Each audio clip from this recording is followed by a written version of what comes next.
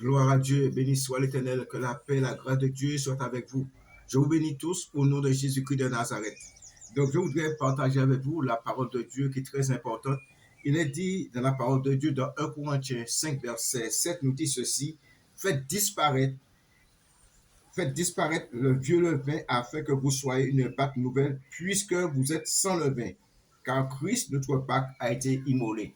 Donc, je vous bénis tous. Donc, je voudrais partager cette portion de l'écriture avec vous. Savoir que Christ est notre Pâque, alléluia, et a été immolé. Gloire à Dieu. Donc, l'apôtre Paul voit une telle situation qui se passe dans l'église de Corinthe, dans 1 Corinthiens 5, verset 7. Il rappelle que Christ est notre Pâque.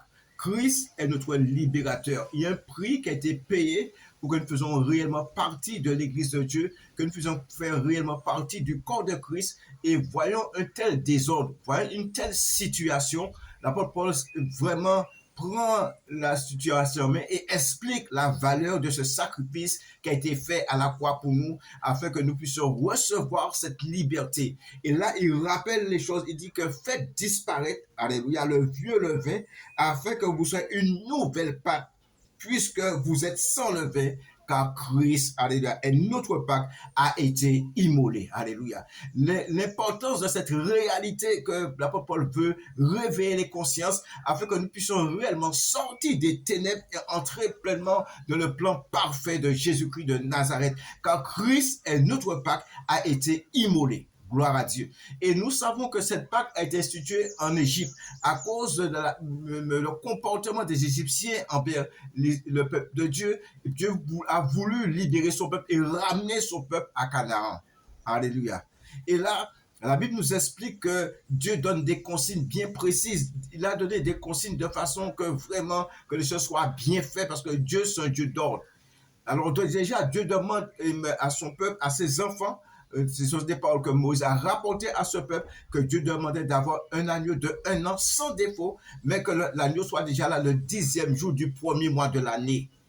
Et le 14e jour, entre le 14e jour du soir au 15e jour, il devait abattre cet agneau, consommer cet agneau, mais en rôtissant cet agneau. Alléluia. Et manger tout le corps de l'agneau, intérieur comme extérieur, avec les pieds, avec la tête. Rôti, pas bouilli. Et en plus, Dieu demandait que lorsqu'on allait consommer cet agneau, il fallait être revêtu, être saint avec ses souliers et le bâton pour sortir d'Égypte. Et de même, lorsque l'apôtre Paul nous rappelle que Christ est notre Pâque, Christ est venu pour nous faire sortir de ce monde, pour nous enlever dans l'esprit de ce monde, nous enlever dans le langage de ce monde, de ce comportement de ce monde, dans les œuvres de ce monde. Et c'est pourquoi l'apôtre Paul a été surpris d'une telle réaction, d'une telle impudicité parmi le peuple, parmi les enfants de Dieu. Alléluia. Puisque un homme, alléluia, il dit, on entend dire, le verset 1, dans 1 Corinthiens 5, verset 1, on entend dire généralement qu'il y ait parmi vous de l'impudicité, une impudicité telle qu'il ne se rend pas, qu'il ne se rend compte pas, même chez les païens. C'est au point que l'un de vous a la femme de son père. L'apôtre Paul est choqué par cette situation et à cause de cela, il rappelle qui nous sommes. Il rappelle notre valeur, notre rachat. Christ a été immolé. Il s'est livré pour nous faire sortir des ténèbres.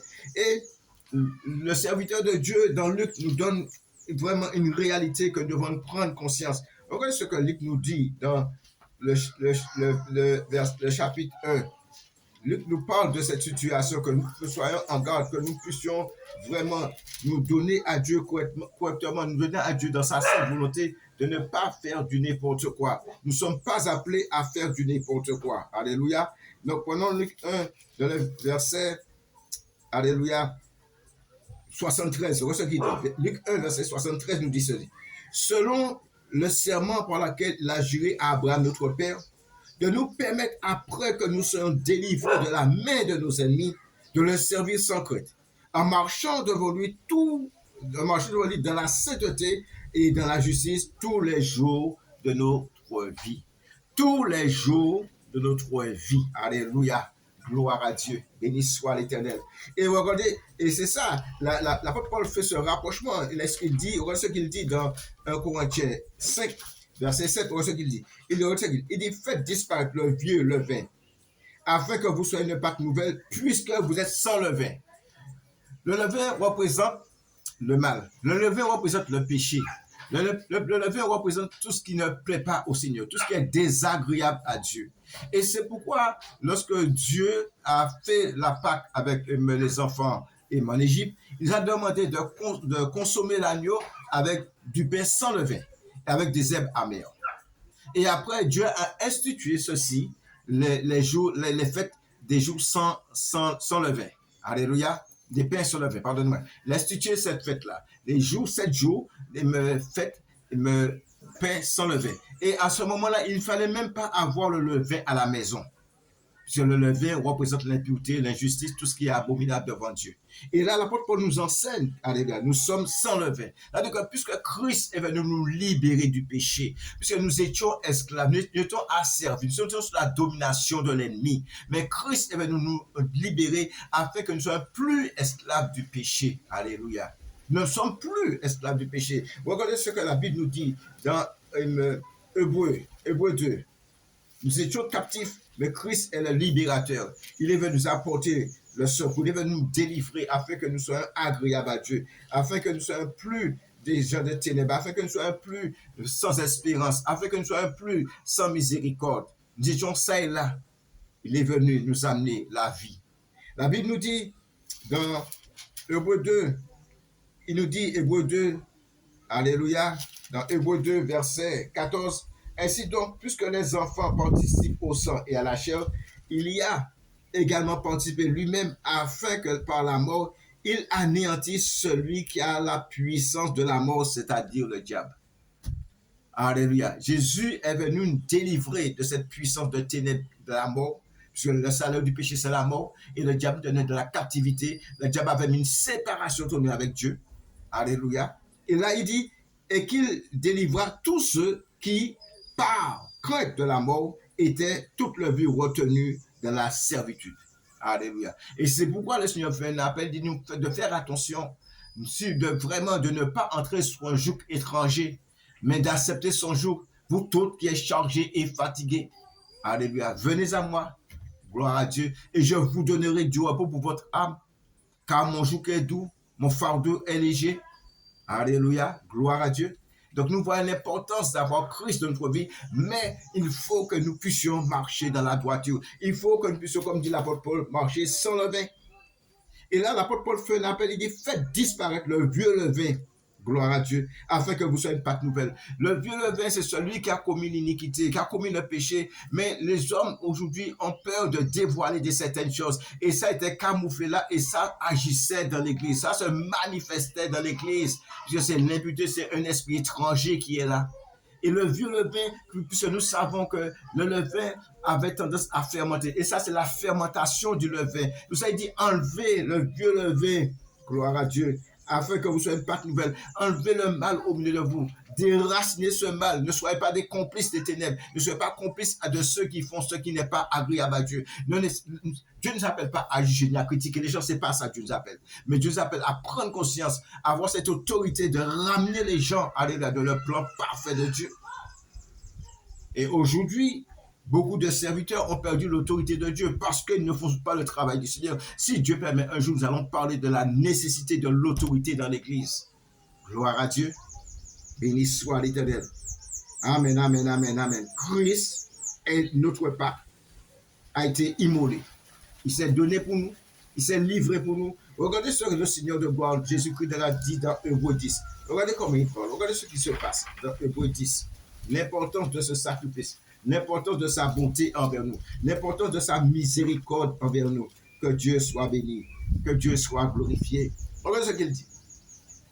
Dans Hébreux 10, verset 5 nous dit ceci, c'est pourquoi Christ, entrant dans le monde, dit, tu n'as voulu ni sacrifice ni offrande, mais tu m'as formé un corps. Tu n'as agréé ni holocauste, ni sacrifice pour le péché. Alors j'ai dit, voici, je viens. Alléluia. Quelle obéissance. Amen, amen, amen. Dans le rouleau du livre, il est question de moi.